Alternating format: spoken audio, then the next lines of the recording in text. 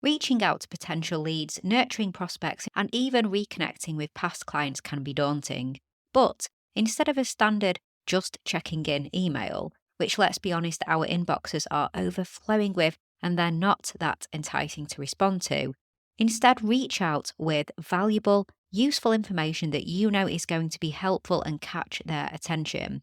Listen on to hear 3 effective ways that you can repurpose content to help with business development and sales.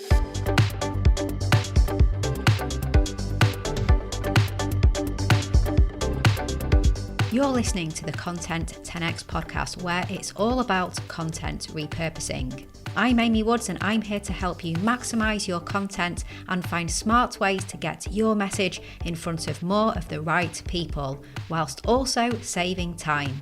Let's get started.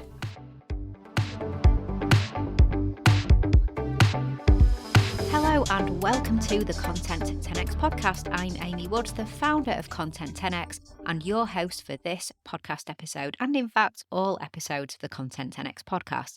Thanks so much for tuning in, and I have a great episode in store for you. Now, the Content 10x podcast is all about content repurposing, and specifically how we can make the most of the content that we create and really maximize its value. In this episode, I'm going to be looking at 3 ways that we can repurpose content for business development and to aid the sales process. I'll share how to reach out to prospects and leads with valuable content, what type of content works well in business development, and how to use content to nurture leads. However, before I get to the main content, just to mention, if you want content repurposing tips and guidance, industry updates, inspiring stories, and exclusive news delivered straight to your inbox every other week, then join hundreds of marketers, business owners, and creators and become a Content 10x insider. Head to content10x.com/newsletter. So, as I was saying, how can content be your secret weapon in business development? First, let's talk about the reaching out stage. So when was the last time that you sent an email to check in with an old client or lead or prospect? Let's face it, those messages often get lost in the inbox. If you're anything like me, then you're probably thinking that you'd like to have something a bit more worthwhile to say, other than, hey, I'm just checking in. Is there an update on the proposal that I sent over to you? Or, hey, last time we communicated, you mentioned to message you again in Q2, so I wondered if there's any updates at your end. You send those emails and you just don't always have the highest confidence that they will get attention or that they will get a response.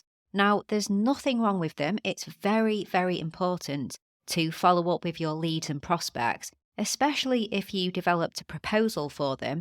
So you should be following up. But when it's the 3rd or 4th checking in email, it'd be nice to lead with value instead. Likewise, when you're reconnecting with previous clients as well, or people in your network, what can we lead with that's more useful than a check-in? How about instead you sent out something of real value? Examples of this could be a recent case study, or some tips and information from a podcast episode, or an insightful article. So using content as a reason to reach out can reignite a conversation.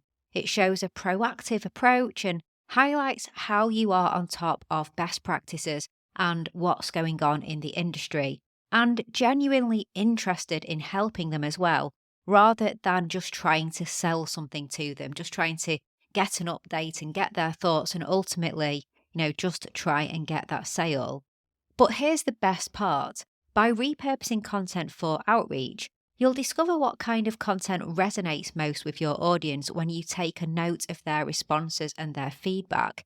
It becomes a 2-way street where your audience responds well to case studies, for example, so you create more similar case studies, knowing that you will be able to repurpose them into content for your marketing emails. So it's a win-win situation. So that's number 1, leading with value when you reach out and do those check-ins with prospects and leads. Then secondly, use your content to amplify proposals and quotes. If you have, for example, a service-based business in particular, then sending proposals and quotes is likely to be a key part of your sales process. It certainly is here at Content 10x. So why not go the extra mile and include links to your best related content within your proposals, it's a great opportunity to showcase your expertise and authority in your field. Imagine a potential client receives your proposal and sees that you've also published articles, case studies, or videos that directly relate to their specific pain points. This goes so far in reinforcing the value you offer and really positions you as an experienced solution to their problem. And make this really tailored as well. So, for example, if they asked a question during the sales call, include in the proposal something like, I know you were interested in knowing more about XYZ. Here are 3 podcast episodes that we did exactly on that subject that you might find really useful, particularly episode X, where we address your question and such detail is within that episode.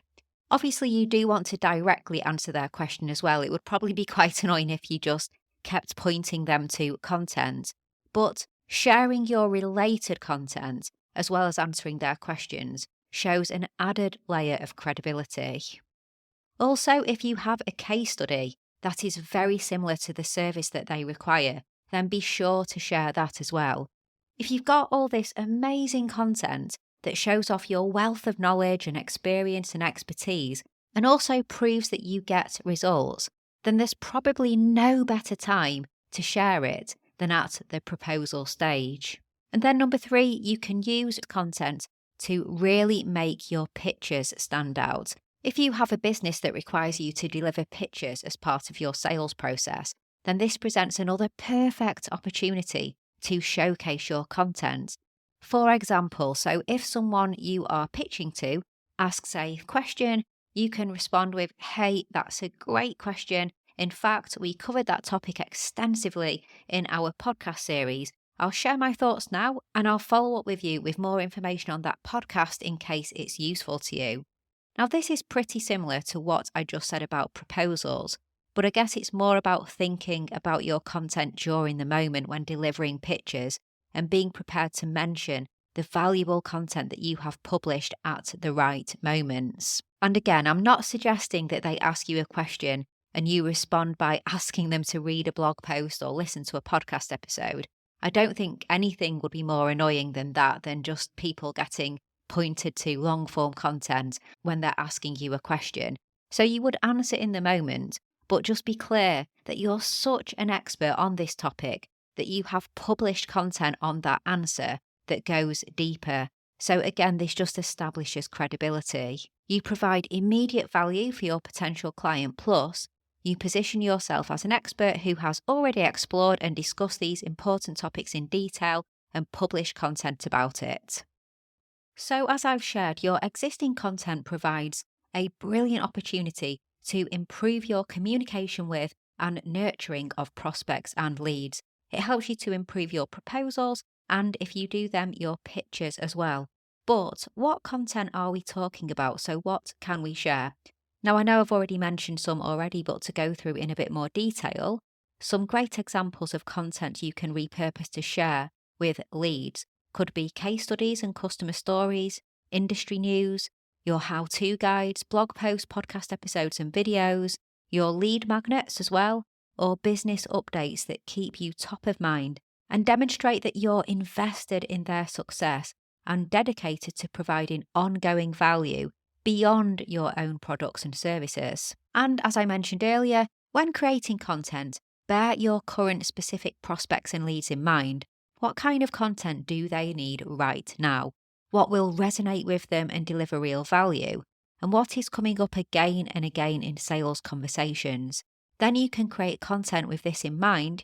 You can share this content with specific people that you know it will help. And of course, it will be hugely useful to your audience as a whole as well. So there you have it. 3 powerful ways you can repurpose content to grow your business and boost sales, plus the types of content to share. Now, by using your content as a tool to reach out, you are providing value and positioning yourself further as an expert. So perhaps your content becomes your most valuable business development ally.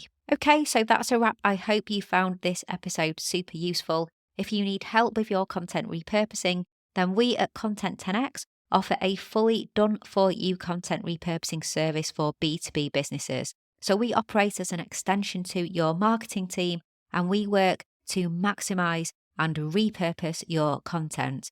Just head to content10x.com/services to find out more about what we do and how we might be able to help you. Okay, so all that's left to say is thank you so much for listening. Happy repurposing, and I'll catch you in the next one.